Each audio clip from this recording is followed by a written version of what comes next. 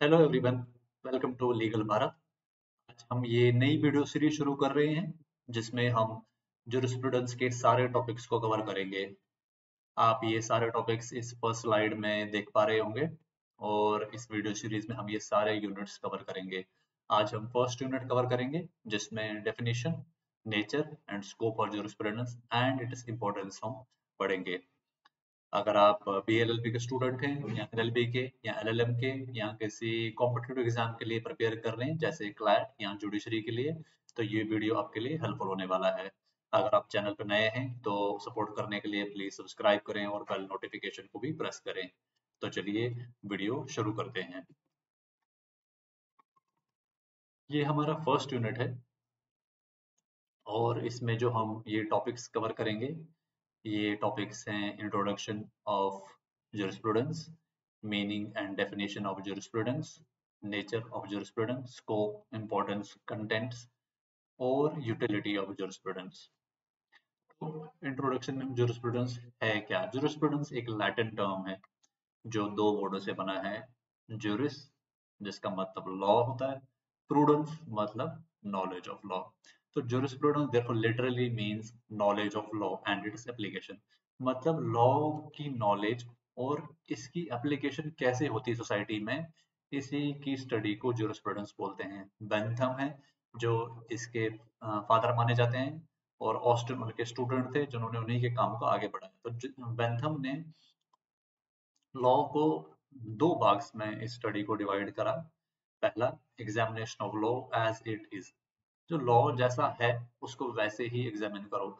इसको इन्होंने नाम दिया एक्सपोजिटोरियल अप्रोच, मतलब कमांड ऑफ सोवेरियन। किसी देश में किसी राष्ट्र ने कैसा लॉ बना रखा है उसको वैसे ही एज इट इज उसको स्टडी करना। सेकंड अप्रोच उन्होंने क्या बनाई, examination of law as it ought to B.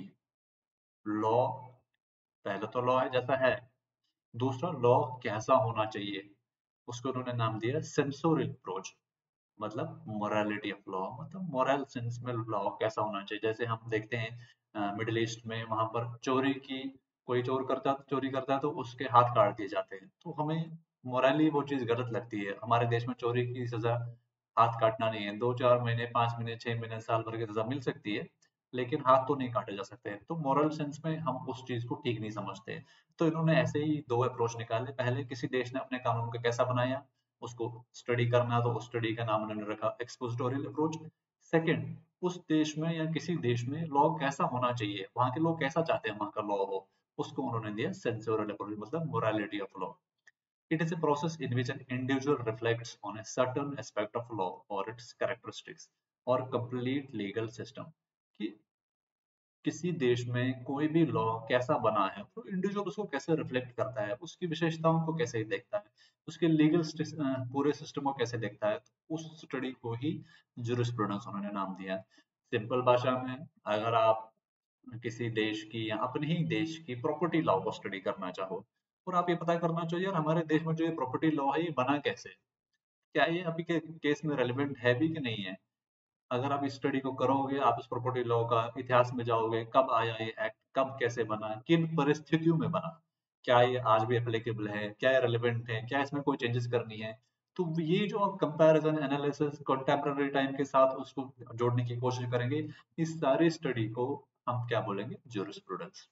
When a person studies jurisprudence, he can ask questions about a particular law and the reason behind। जब भी कोई person jurisprudence को study करता है तो वो उस पर्टिकुलर लॉ पर कोई क्वेश्चन रेज कर सकता है या ये पूछ सकता है कि भाई इसका रीजन क्या है बनाने का, क्या ये हमारे जो कस्टम्स हैं, ये जो हमारा जो कल्चर है, या हम हमारा जो मॉरल प्रिंसिपल है, क्या उसमें ये फिट बैठता नहीं है। तो वो पर्सन इक्विप हो जाता है उसके बाद उस लॉ पर क्वेश्चन करने के लिए, उस पर डिबेट करने के लिए, डिस्कशन करने के लिए। ये सारी ही जो किसी इंसान के अंदर में जो वो ज्ञान आएगा किसी लॉ को एनालाइज करने में या उसको स्टडी करने में, उस पर क्वेश्चन करने में, इस पूरी स्टडी को, इस सब्जेक्ट को क्या बोलते हैं, jurisprudence। Meaning and definition of jurisprudence। jurisprudence क्योंकि एक वेस्टर्न कॉन्सेप्ट है तो इसके जो जिन्होंने जितनी भी डेफिनेशन दी है तो वेस्ट के ही jurists थे, हमारे देश के इक्का दुक्का थे। तो इसीलिए इस ये जो कॉन्सेप्ट ही बाहर का है तो हमने इसको बोरो किया हुआ है। तो jurisprudence in a limited sense means illustrations of general principles upon which the acts rules are based. मतलब उन जनरल प्रिंसिपल्स को इलस्ट्रेट करना, उनको देखना, एनालाइज करना जो इस पर कोई भी एक्ट या कोई भी रूल बेस्ड है. It concerned with rules of external conduct. Its primary function is to impart us. इसका प्राइमरी फंक्शन क्या है कि हमें नॉलेज की, लॉ की नॉलेज देना है. टर्म जो लॉ है यहाँ पर एब्स्ट्रैक्ट सेंस में इसको डिफाइन करा गया है, मतलब as a discipline, as a profession, customs, rules and regulations या उस सोसाइटी को वो कैसे बाइंड करता है कोई लॉ, उसकी एनालिसिस, उसकी स्टडी को ही जूरिस्प्रूडेंस बोलते हैं. और ये जो टर्म है मेनली मिड 18th सेंचुरी में ये कॉइन हुई थी. क्यों? इसका ओरिजिन तो वैसे पुराना है, लेकिन इसकी जो डेफिनेशन है मिड 18th सेंचुरी में चेंज हो गई. क्यों? पहले मोनार्क्स रूल करते थे, उनके लॉज अलग थे. फिर धीरे धीरे डेमोक्रेसी डेवलप होने लगी, या लोगों ने अपने मोनार्क से, अपने राजाओं से ज्यादा राइट्स मांगने चालू कर दिया, तो उसी हिसाब से लॉ चेंज होते गए. इसीलिए 18th सेंचुरी के बाद इसकी जो टर्म्स है, डेफिनेशन है, चेंज होती गई. Jurisprudence generally refers to practicing law while exercising common sense, good judgment and caution. आपने देखा होगा कि किसी चोर को सजा, कोई सेम चोरी करता है, किसी चोर को जज 1 महीने की सजा देता है, किसी को 1 साल की, किसी को 2 साल की. ये कैसे? तो जज अपना कॉमन सेंस यूज करते हैं, देखते हैं कि हाँ अगर रिपीट ऑफेंडर है तो उसको ज्यादा सजा दे दो, अगर फर्स्ट टाइम ऑफेंडर है या परेशान था या उसको किसी ने उकसाया तो उसको कम सजा दे दो. तो हर एक्ट के बेसिस पर, अगर जो लिखा हुआ कॉन्स्टिट्यूशन में या उस एक्ट में लिखा हुआ, तो वैसे की वैसे सजा उठाकर जज नहीं देता है. जज उसमें उसको एनालाइज करता है, कॉमन सेंस यूज करता है, उसी को गुड जजमेंट बोलते हैं. तो ये जो इस प्रैक्टिस को, ये क्या है, इसी को ही हम जुरिस्प्रूडेंस बोलते हैं. तो समझना कि जो लॉ हमने बनाया हुआ है और उसको एप्लीकेशन कैसे करना है, उसके लिए हमें क्या क्या चीजें देखनी है, इस सब चीजों को जुरिस्प्रूडेंस बोलते हैं. डेफिनेशन इसकी बहुत सारे जुरिस्ट ने दी हुई है. पहला उल्पाइन है. अकॉर्डिंग टू उल्पाइन, ये रोमन जुरिस्ट थे. इन्होंने क्या कहा? Jurisprudence is the knowledge of things divine and human, the science of just and unjust. मतलब अनजस्ट मतलब जो डिजर्व नहीं है, अनडिजर्व चीज है, जो नहीं होना चाहिए, वो जस्ट जो होना चाहिए, जो साइंस जो होना चाहिए, जो नहीं होना चाहिए. जैसे हम देखते हैं कि मिडिल ईस्ट में चोरी की सजा हाथ काटना है, तो हम सोचते हैं यार ये चीज तो जस्टिफाइड नहीं है, नहीं होनी चाहिए, जस्टिस हो रहा वहां पर. क्या होना चाहिए? चलो जी, चोरी की सजा, हाथ मत काटो, आप 1 महीने की सजा दे दो, 2 महीने की दे दो, साल भर की दे दो, कुछ ऐसा कर दो. तो ये इस चीज की स्टडी को, इसी को ही इसने ओल्पाइन ने डिफाइन करा था as a jurisprudence. Austin, John Austin क्या थे? स्टूडेंट थे जर्मी बेंथम के, जो जुरिस्प्रूडेंस के फादर माने जाते हैं. पॉपुलराइज बेंथम के व्यूज उसने पॉपुलराइज करे, मतलब जो बेंथम ने laws of and about the law and jurisprudence. According to Austin, the existence of law is one thing, its merits and demerits another. और ऑस्टिन ने ये कहा कि भाई लॉ होना एक बात है, लेकिन उस लॉ के एडवांटेजेस या उसके डिसएडवांटेजेस को देखना, एनालाइज करना एक सेपरेट चीज है. Whether it be or be not is one inquiry, whether it be or be not conformable to an assumed standard is a different. मतलब लोग उसको या सोसाइटी इसको एक्सेप्ट कैसे करती हैं, कंफर्टेबल है नहीं है, उसकी स्टडी अलग चीज है, इसका होना अलग चीज है. जॉन ऑस्टिन को थे लीगल फिलोसफर थे 1790 और 1859 के बीच में. Law is a command issued from a sovereign power to an inferior and enforced by coercion. उसने कहा जो लॉ है वो एक सोवरेन की कमांड है, राजा, एक देश की कमांड है. किस पर? अपनी पॉपुलेशन पर, इन्फीरियर पर. क्योंकि इन्फीरियर उससे लड़ तो सकता नहीं है, और उसको एनफोर्स जबरदस्ती करा जाता है, कोएर्शन से करा जाता है. Austin was the first jurist to declare jurisprudence as a science. ये पहला एक jurist था जिसने jurisprudence को साइंस डिक्लेयर करा. साइंस मतलब कि भैया इसमें चेंजेस होनी चाहिए, इसकी न्यू डेवलपमेंट्स होनी चाहिए. हर आप पुराना लॉ आज की डेट में नहीं अप्लाई कर सकते, सोसाइटी के साथ इसको इवेलुएट करते रहो, इसीलिए इसको साइंस बोला गया. He defines it as a philosophy of positive law. इसने कहा ये फिलोसफी ऑफ पॉजिटिव लॉ है, मतलब जो सोवरेन अप्लाई करता है उसको पॉजिटिव लॉ बोलते हैं. He believes that the appropriate subject to jurisprudence is a positive law, that is the law as it is. मतलब इसकी स्टडी, एग्जिस्टिंग लॉ जो है उसको स्टडी करना है, उसको jurisprudence बोलते हैं. However, the term philosophy is misleading. Philosophy is the theory of things, man and divine, वाली jurisprudence only deals with human made law. कहता है फिलोसफी तो डिफरेंट है, क्या होना चाहिए, क्या होना चाहिए. डिवाइन मतलब धार्मिक दृष्टि से कैसा होना चाहिए था, वो तो फिलोसफी अलग चीज है। लेकिन इंसान ने जो लॉ बनाए हैं उसी को ही जूरिस्प्रूडेंस बोल सकते हैं, हम फिलोसफी में नहीं जा सकते।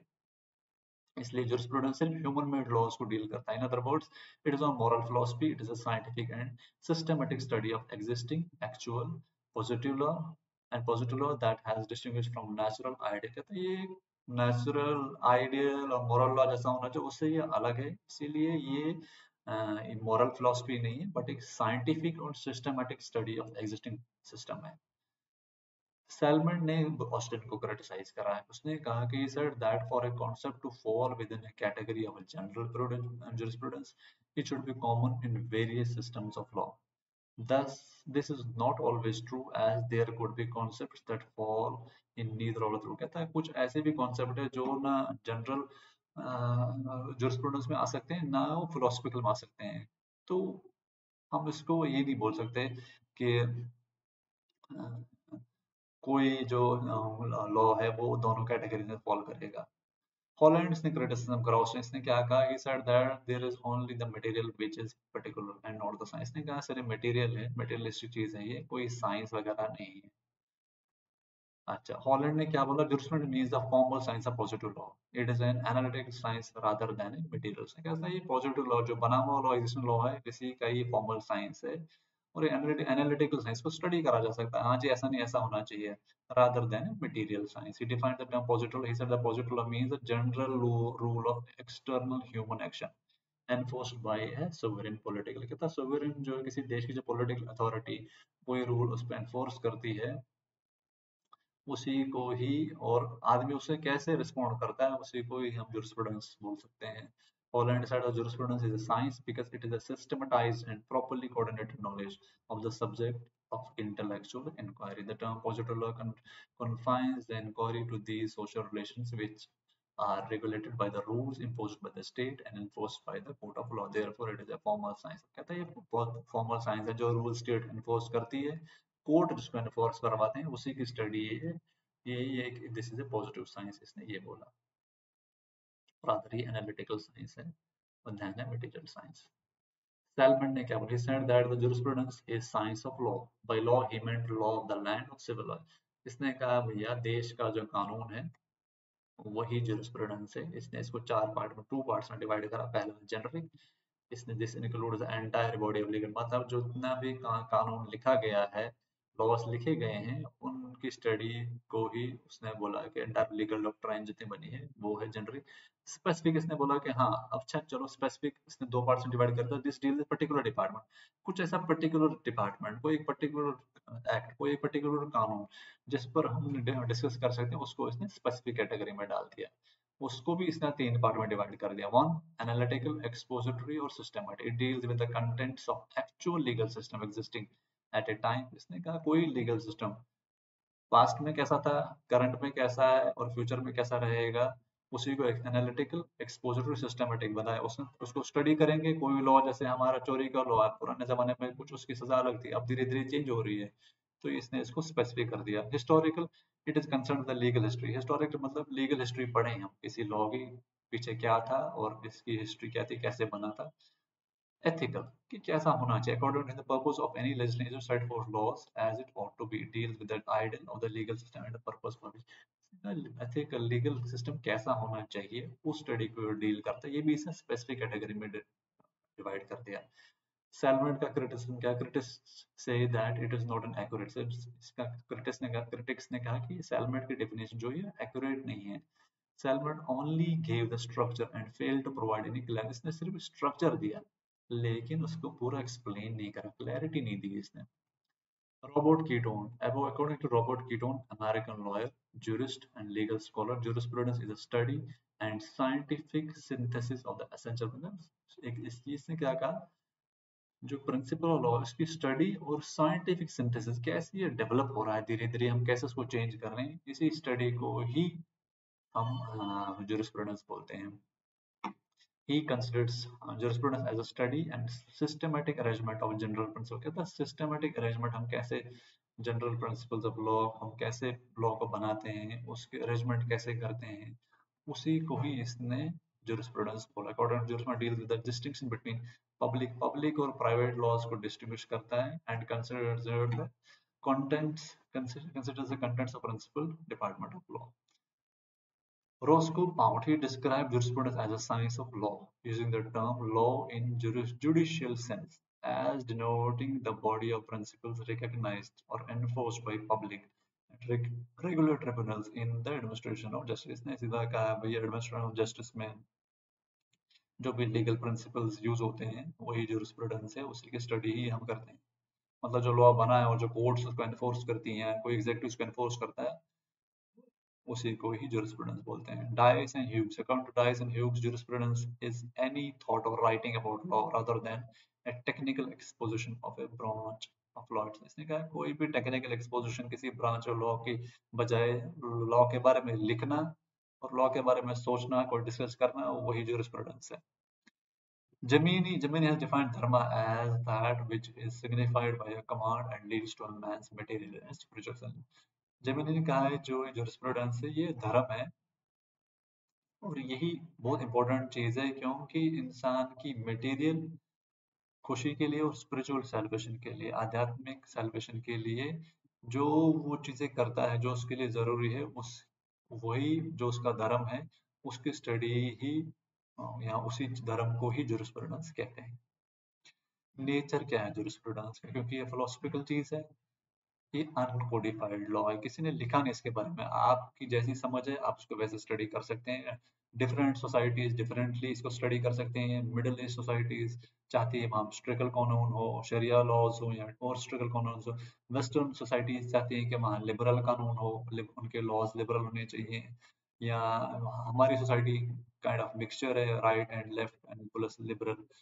और बहुत हर हर अलग देश की अलग सोसाइटीज की अलग डिमांड है, इसलिए कोडिफाइड नहीं है, इसको अनकोडिफाइड लॉ है, ये इसका नेचर है. It is common law in organise, सब जगह अनकोडिफाइड है इसलिए कॉमन लॉ है सारी कंट्रीज में. हर कोई कंट्री जुरिस्प्रूडेंस अपने अपने हिसाब से डिस्कस डिफाइन और इसको एक्सप्लेन कर सकती है. This law has been developed and is not enacted, किसी लेजिस्लेचर में इसको एनेक्ट नहीं करा लेकिन ये डेवलप होता रहा है. It's also called legal theory. There is an actual study of the term law and jurisprudence.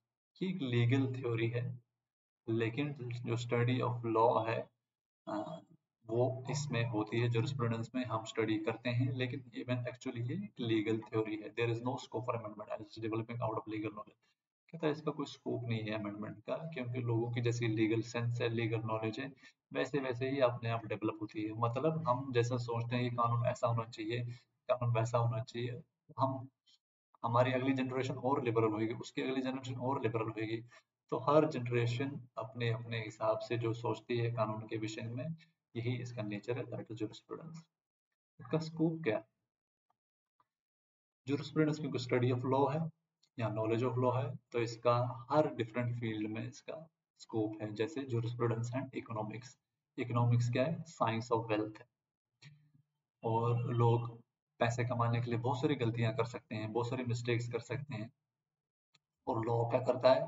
उन मिस्टेक्स को, उन इलीगल चीजों को पनिश करता है, उनको क्रिमिनलाइज करता है.